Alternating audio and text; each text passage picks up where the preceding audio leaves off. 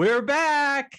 DraftKings has released their 2022 NFL DFS Week 1 salaries. We'll take a deep dive at the quarterback position, giving our initial thoughts on who to target and who to avoid, all coming up next.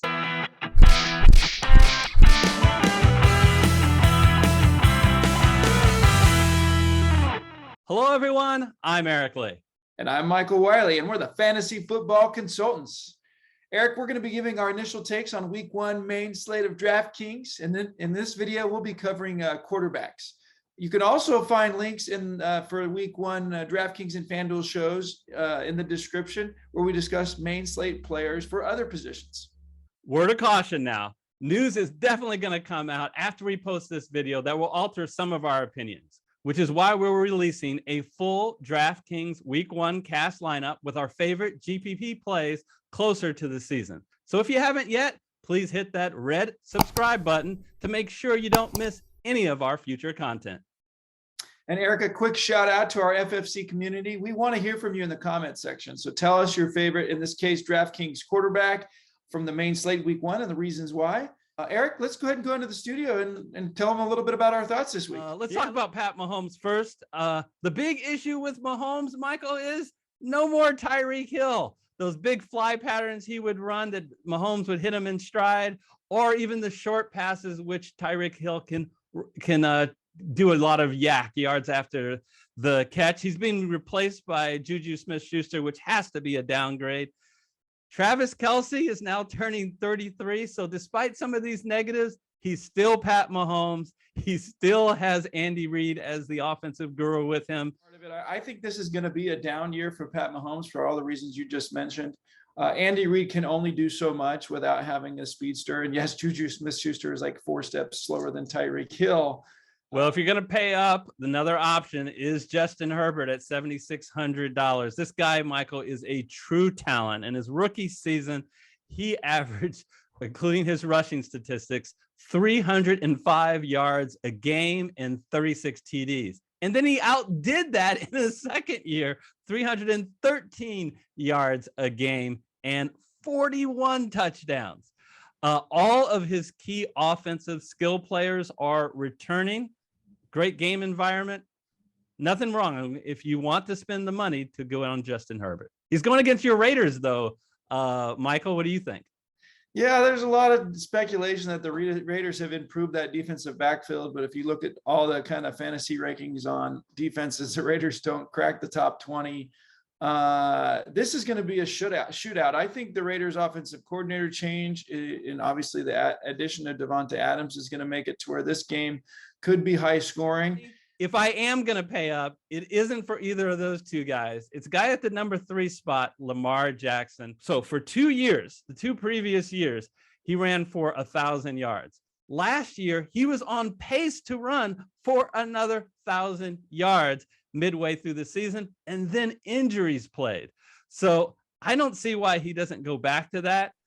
Also, as a bonus, the Ravens opened up their passing game last year. He threw for more than 69 passing yards on average, more than the previous season. But there's a bunch of reasons why they may pull that back. One is they had a terrible year, Michael. They were 8-9, very disappointing. 2, they lost their number 1 wide receiver. Hollywood Brown is now in Arizona. And number 3, they drafted 2 tight ends. So what do you think about Lamar Jackson? Are you as high on him as I am? Yeah, well, I mean, obviously they got the Jets in his first week, which is something to really like. I think Robert Saleh is going to do what he can to improve that defense, but he's still starting from a very low ground zero. I think losing Hollywood Brown is a big deal, and Lamar Jackson is another one who maybe doesn't start right out of the gates. But guess what? I think Baltimore is ready to show that they really are the number 1 team in this division, that Cincinnati was a little bit of a, not a fluke, because I think they're going to be strong again this year, but that Baltimore's the team to beat in that division. And so I see them not, just cruising to a win. I think they're going to come out and put the hammer down. And so I like this as a really high floor play this week. Wish he was a little bit cheaper than just $400 less than Pat Mahomes. But he's going to have a good week. So Kyler Murray is right behind him at 7,200. You know, everything is falling apart around him, even though he's in another great game environment, 25 implied total, and just a 3-point dog and a huge over under. But look, he doesn't have DeAndre Hopkins. And that's not just a statement that he doesn't have DeAndre Hopkins. That really does hurt him. And it was proven by last year in games that DeAndre Hopkins was out. His stats, meaning Murray's, really suffered.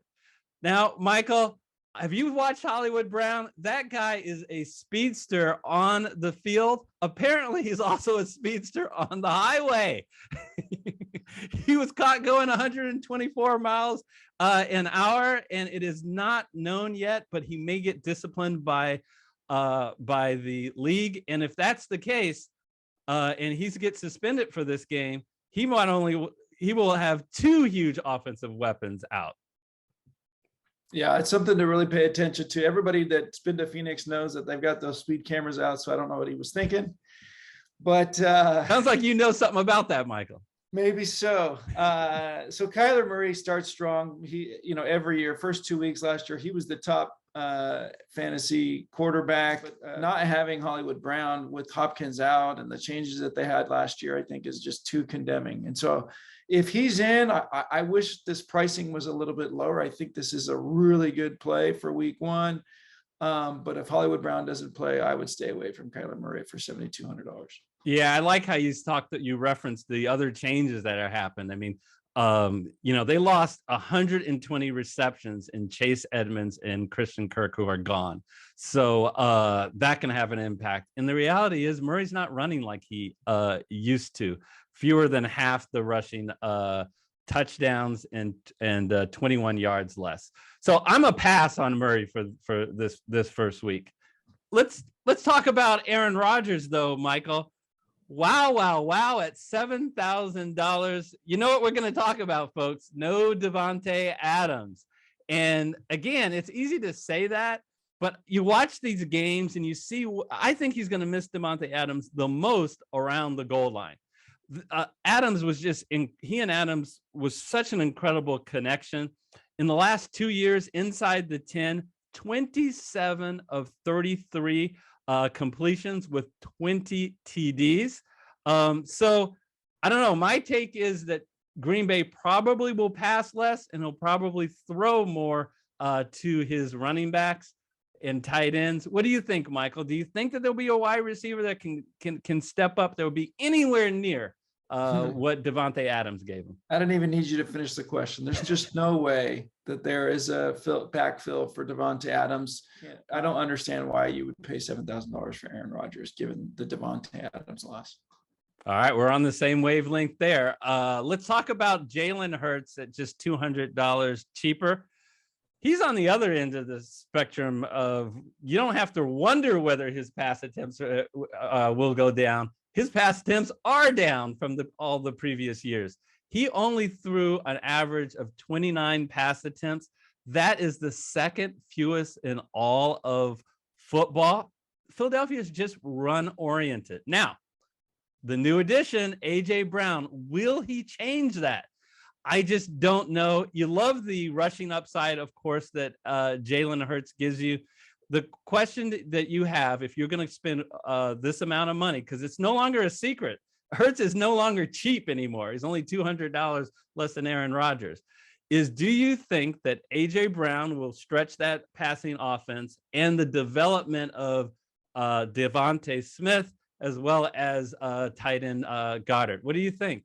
Do you have confidence in Jalen in week 1?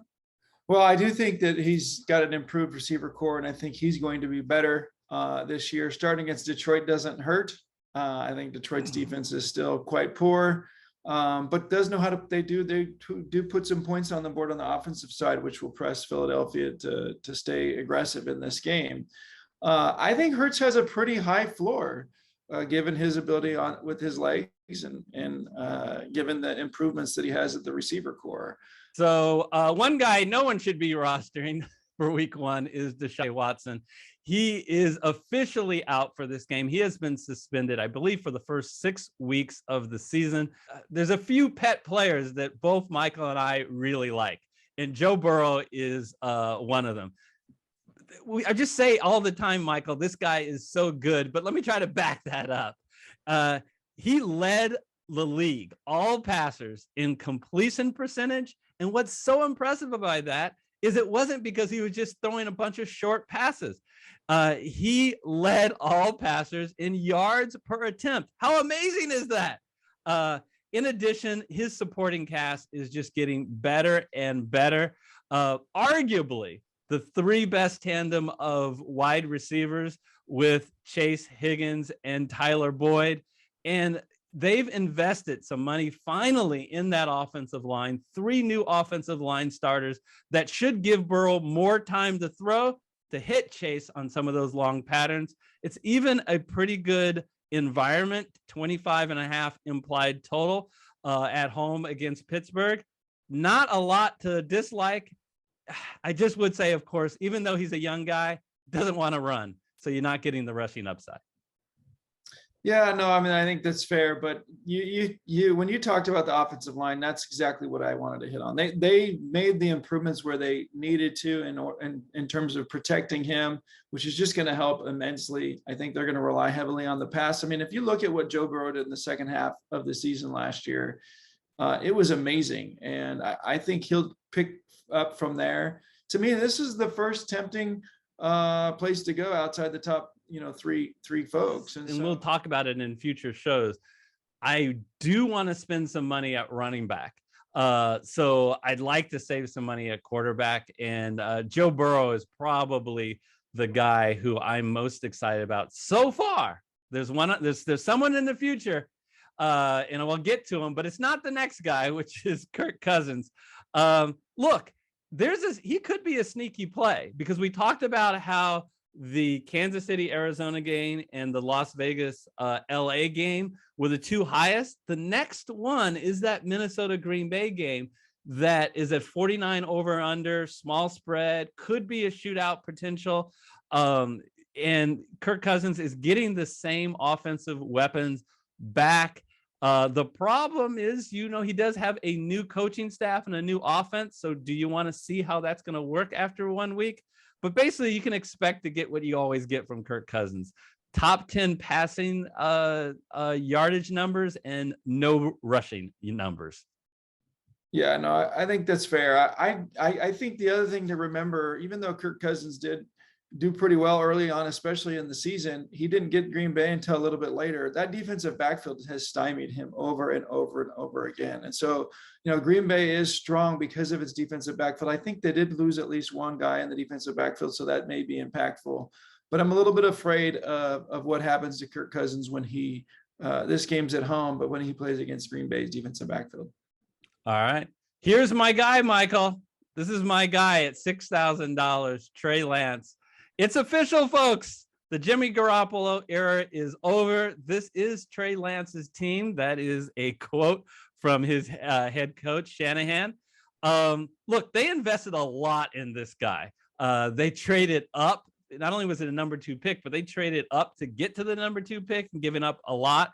And you know what? In just the limited play last year of the 3 games that he started, he got 20, 15, and 20 DraftKings points. And what's great about him is his rushing upside. He had 1 game, 16 carries for 89 yards against Arizona. I don't think you can count on those type of rushing stats every game, but he's going to give you a nice floor. He ran for 1,100 yards and 14 TDs in his senior year in college. And I like some of his supporting cast, right? Deebo Samuels really has stepped up. And, he's got Brandon Ayuk and George Kittle. At $6,000, to me, he hurts from previous years that the pricing just hasn't caught up yet, Michael. I think you might be right there. And it's always a little uncomfortable with going with somewhat of an unknown. But with Kyle Shanahan at the helm, I think he's going to make sure he gets outside the pocket, has room to roam, run the ball. And with those targets that he has, I think that he's a really, really good week one play. But man, what about Derek Carr?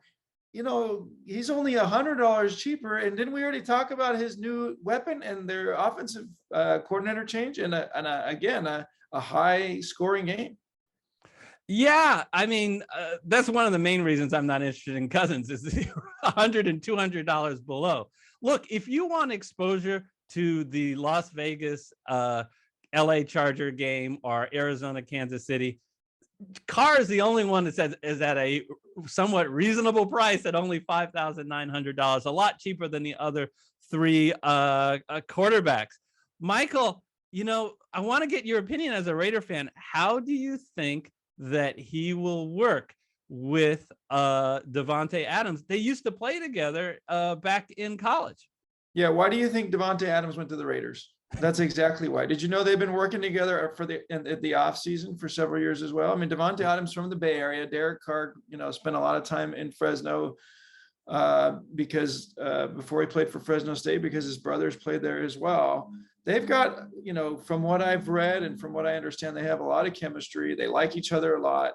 You know, Davante Adams left Aaron Rodgers to go to be with Derek Carr, basically. Well, I think Derek Carr is going to have a solid week. He doesn't run the ball much, but to me, this is the more predictable play than even Trey Lance. Yeah, for a cash game, feeling like you got a good floor there. It's just got to be nice for Carr to go back to pass and be able to survey the field and have three guys who have caught over 100 passes in a season in past seasons in Adams, Renfro, and Waller. All right, so we tell you in our NFL DFS Master Class that not a good idea to pay Willie low down at quarterback. So we're not that excited about many of the guys that are below Derek Carr in price, because when you think of Jameis Winston, you think of a slinger, right? This is a guy that's just going to throw the ball all over the place. Those days are gone. They really, because he is so mistake prone and throwing interceptions, they really dialed him back. But the reality is, hey, it looks like Alvin Kamara is going to play. He has court issues with a potential battery charge. But that looks like it's going to be delayed after week one. So he should be available. Michael Thomas, we want to track if he is actually healthy finally. He has some weapons. Yeah, and I think, doesn't he have Jarvis Landry this year as well? Yes, he does. And they invested an early pick in that rookie speedster, Chris Olave. Yeah, so he's got a lot of those quick targets they can get the ball to, that they can get a lot of yards after catch. Atlanta's horrible on the defensive end, perhaps the worst team in the NFL. So I think it's something to look at in week one, but you're right. I mean, Winston is not going to be allowed to throw the ball downfield, especially against a team like Atlanta where they should win the game. So those are the key quarterback considerations we think you should have for the main slate for week one. Please be sure to check out our opinions on the other positions for week one on DraftKings: running back, wide receiver, and tight end. Until we see you in the next video, take care, everybody. Be safe.